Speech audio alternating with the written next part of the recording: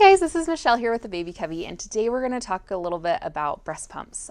We know this can be a really confusing subject for a lot of moms, and there's really not a ton of information out there all in one place, so we hope this video can be a resource for you. We're going to just get right into it, talking about why you might want a breast pump. So one of the first reasons that you might want one is your breast shape. So lots of women, before you have a baby, you might not know that women can have different types of nipples. So you can have inverted, flat, large ones, you can have a large areola. So depending on your breast shape, you might need to utilize a breast pump. So especially for flat or inverted nipples, inverted is when they actually retract into the breast, and flat is when they just don't poke out. So a breast pump will help you in that case because it will help train your skin to stretch and move forward. Inverted, you will need to use some other devices as well, but your breast pump will be a great help for you. The next reason you might want a breast pump is if you are not going to be around your baby or if they're preemie. So obviously, if your child's a preemie, you're not going to be able to nurse them right away. They're going to be too small and fragile. Their mouth is not going to be large enough to latch onto your breast. So you're going to need to pump if you want to. And I believe that's usually the recommendation from nurses with preemies is to provide breast milk because of all of the nutrients and the antibodies that are in there. Preemies tend to do better. You will still maybe need a supplement. Don't feel bad if you do, it's totally normal, but a breast pump will be your best friend if you are in that situation. And then the rest of the reasons are mostly centering around returning to work or school, or if your child wouldn't latch. Those are all important reasons, and you might choose to still want to provide breast milk to your child, in which case you do need a really good quality breast pump to help you get through those first few months and establishing a good milk supply. The last reason you might want a breast pump is to relieve engorgement. So when your milk first comes in, your breasts are going to be rock hard and they are going to be so painful. You're going to have spots on there that just you don't want to touch because they hurt so bad. And that's normal. It's totally normal. That's what happens when your milk comes in. It just comes in with a vengeance and you're just going to have to power through it. So what a breast pump does, in those situations when you're experiencing engorgement, you don't want to pump a ton because that can actually increase your milk supply and make it even worse. So you get an oversupply of milk, but you do want to pump on a normal schedule when you're engorged so that you can relieve that so that you're not in pain all the time. So engorgement can happen either when you're weaning or when your milk first comes in, or if you start getting an oversupply. It can happen for a lot of reasons. So again, another good reason to have a great breast pump on your side. Okay, now I want to talk to you guys about how to get a pump. So one of the best things about health insurance nowadays is that most insurances do provide a free breast pump for you. Now, be aware that those breast pumps can range anywhere from a little manual pump to a nice double electric hospital grade pump, but they do provide pumps for you. The downside is that they only provide a set amount, like a set style. So if you're really specific about the type of pump that you want, or you know that you need a certain kind, we're going to tell you how to get that. So the nice thing about insurance is that it all kind of centers around your doctor and how they work with you and prescribe for you. So for me personally, I was going back to work. I knew I needed a nice double electric breast pump so that I can keep my milk supply up and keep my daughter well supplied. So I knew I needed a really nice double electric breast pump. But my insurance although they did provide a double electric breast pump, they did not provide hospital grade ones, which is what I wanted, because those are the best types of breast pumps to keep your supply established. So I talked to my doctor. They wrote me a prescription for the one that I wanted. And then if you have an HSA account, so a health savings account, or a FlexPay account, these are both health savings accounts that you can use specifically for prescribed medical expenses. So usually you use them for prescription medications or surgeries or dental procedures, whatever needs to happen that, is medically related.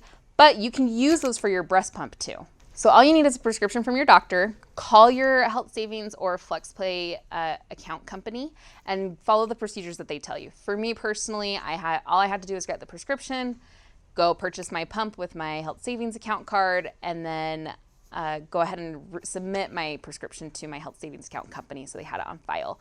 And then I got a reimbursement.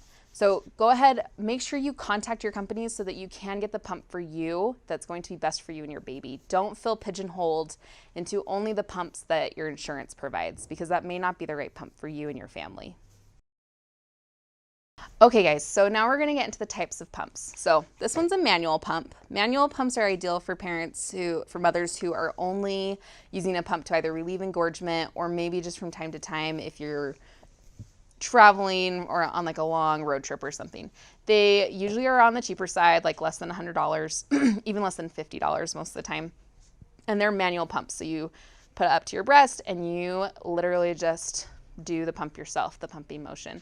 It does get tiring, and it can take like 40 minutes even to empty a breast depending on your supply.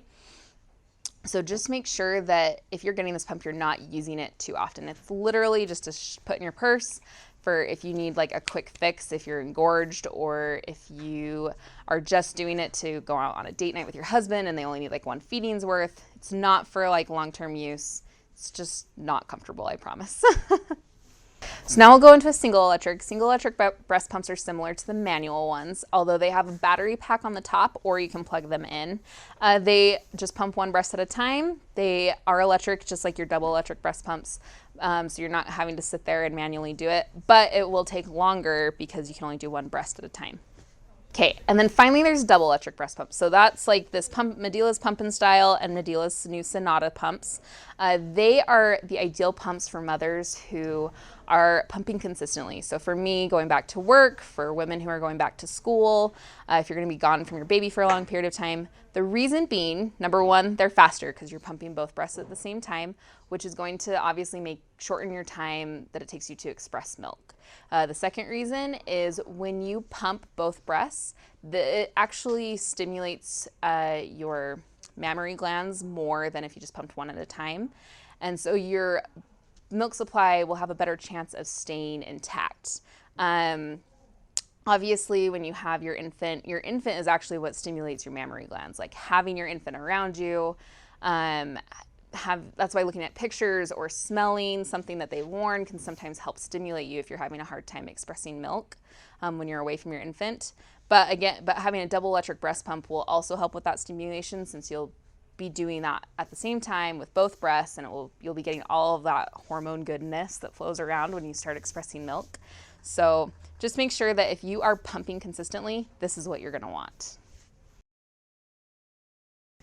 Okay, now we're gonna get into some features of pumps that you're gonna wanna look for. So number one is a letdown sequence. Medela themselves, they have a patented two-phase letdown technology, and what that means is if you've ever breastfed before, or if you ever learned about breastfeeding, infants actually do a letdown sequence themselves. So they do short, quick sucks, and they're really light. They're not big, long pulling sucks, and that's their signal to your body to say, hey mom, I need some milk, like you need to give me some milk. And your breast will start letting down. So your milk will start letting down from your breast. So what is so great about having that in a breast pump is it's mimicking what your baby is doing, so that you can actually get that good letdown so that you can express as much milk as possible. Because what actually signals your breast to make milk is its emptiness. So if you're going really long periods of time without expressing any milk, your milk supply is actually going to decrease, even if your output initially is large, because your body is saying, oh, like we have enough milk, the baby isn't needing this much, we don't need to make any more. Whereas if your breast is constantly empty, it's going to make more milk. That's why newborns actually feed like every 2 hours, because they're trying to help your body get stimulated enough to get a really good, rich milk supply established for their growth patterns. So what a letdown sequence does on these breast pumps is it does really light, fast sucking motion for a couple minutes. Medela's is 2 minutes long, or that's what they recommend. And then it goes into those deep, long sucks, just like your baby does. So on the pump and styles, there's actually just a knob that you'll turn, and it will be in that phase. Keep it there for 2 minutes or until your milk starts dropping. I personally like to keep it for 2 minutes just because I feel like my body personally gets a better letdown when I do that. But every woman's different. Sometimes your letdown's super fast and you can just go right into the regular stimulation. but just keep that in mind for you. But you'll turn it afterwards to your highest comfort level. Your comfort level is important. You do not want to turn up your comfort level, turn up the pump to where it's hurting you. That can actually injure your nipples. Do not do it if it hurts you. For me personally, as the longer I've pumped, the more I kind of, you could say calloused, but obviously I'm not getting like calluses, but the less it hurts. And so I am able to go higher, but that's not like something that you should do right away. So if you're just starting out, don't go all the way up to a 10 and just sit there in pain. You should sit there and be comfortable. Now we're gonna get into breast shield fit. So this is really important to make sure that you are getting that number one, you're not gonna injure your breast or your nipple, and number two, that you're gonna be expressing the most amount of milk that you can. So you're maximizing that expression. Because guess what? Pumping is super hard work and it's super annoying. I will just be upfront with that. But do it for our babies, but let's do it in comfort. So the thing I love about Medela is they actually have like 5 different sizes of breast shields. So whether you have really small breasts or really large ones, you're gonna be able to find a shield that fits you correctly. So how you know if you have the correct fit is that your nipple is flowing freely within this little straight part. So you should not have any of your breast going into the straight part, and you should not have your nipple touching the sides of it either. It should just be flowing freely in there as your pump sucks. Trust me, if it's getting smushed or if you're getting too much breast, you are going to hate pumping and you're not going to stick with it very long. So if you are experiencing pain or discomfort when you're pumping, obviously there's going to be a little bit of discomfort, like you have a machine sucking on you. But if you're experiencing like too much discomfort, definitely go to a lactation consultant, have them help you find the right fit for your breast shield, and they will be able to help you make sure that you're using the correct fit. Okay, so now we're gonna get a little bit into the basics of pumping. So for me on my first child, she would not latch. She was just, no mom, I'm not doing that. I'm not about that life, which is totally fine. Lots of babies have that issue, especially for first-time mothers. You're trying to figure it out. You don't really know what you're doing. It's common. And so don't be worried that your baby isn't latching. There are other options. Fed is best, so don't worry. So, but if you choose to exclusively pump, like I did for about 1.5 to 2 months, there are some guidelines that you need to follow. Number one is that you need to be pumping as often as your baby is eating. Newborns eat about 8 to 10 hours every day. So if you divide that up, it's about 2 hours every 2 hours, which is great. So what you're going to want to be doing is make sure you're pumping out about that often. It doesn't need to be spaced evenly, so you don't need to like wait 2 hours and then pump and then wait another 2 hours and pump. Just don't go longer than 5 to 6 hours within those first couple months between pumping sessions, because that can hurt your supply. And those first 2 months are crucial to establishing a good milk supply for the rest of that first year of breastfeeding.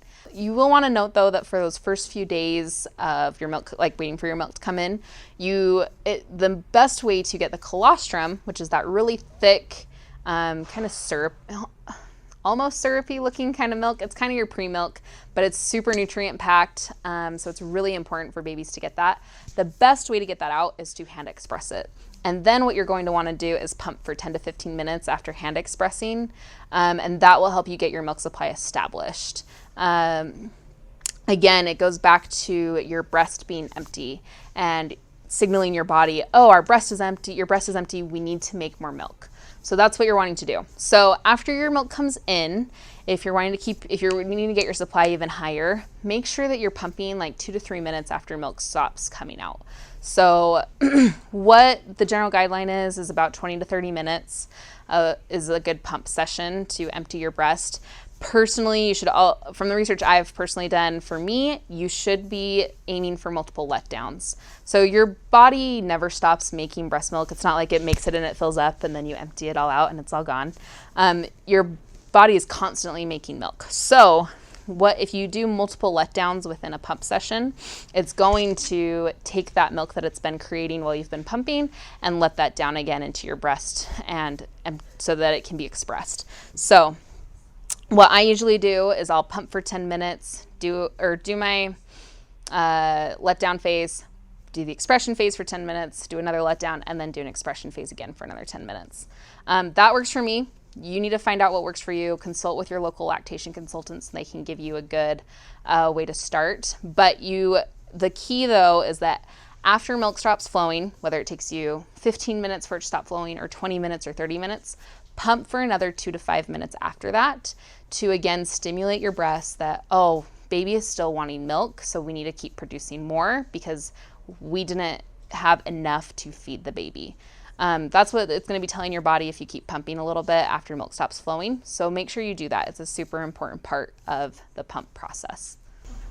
So in those first few months, you're going to have to be doing a couple pump sessions at night just to keep your milk supply up and get it established, just like how your baby has to wake up and eat. It should be noted though that your milk supply is, number one, getting produced the most at night. So your milk supply is the highest in the evenings, not in the evenings, but like after you've gone to bed and slept, because sleeping does impact your milk supply.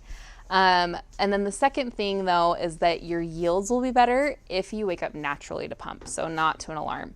So if you're waking up and to an alarm and you're really groggy and tired, you're not going to get as good of a yield as if you wake up and go to the bathroom or wake up to go check on your baby. So those are the times that you should be waking up to pump if you can. If you have to do an alarm, it's obviously not a bad thing. Do whatever will work for you and make it so you can have a successful pumping journey, but just be aware of that. So don't be too hard on yourself if you end up getting like a lower yield for some reason than what you've seen or read or been told if you're having to wake up to an alarm. Okay guys, well that's all that we have on just the basics of pumps and pump parts. So if you have any questions or comments, feel free to comment down below or email us at hello@babycubby.com. We'd love for you to share some tips if you have any for our new moms out there that are just learning how to pump or breastfeed.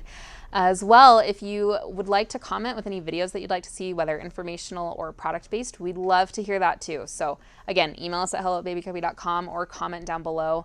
We're always looking for new video ideas and we want to know what you guys want to know about, and we're happy to go do the research for you. We do carry some of these Medela pumps on our website, babycubby.com. We will be linking them down below in our description, and it's free shipping over $49 for you. If you have any questions, feel free to call us and we'd be happy to answer them for you. If you enjoyed this video, don't forget to like it and then subscribe to our channel for more informational videos, product reviews, and how-tos on them as well. We'll see you soon.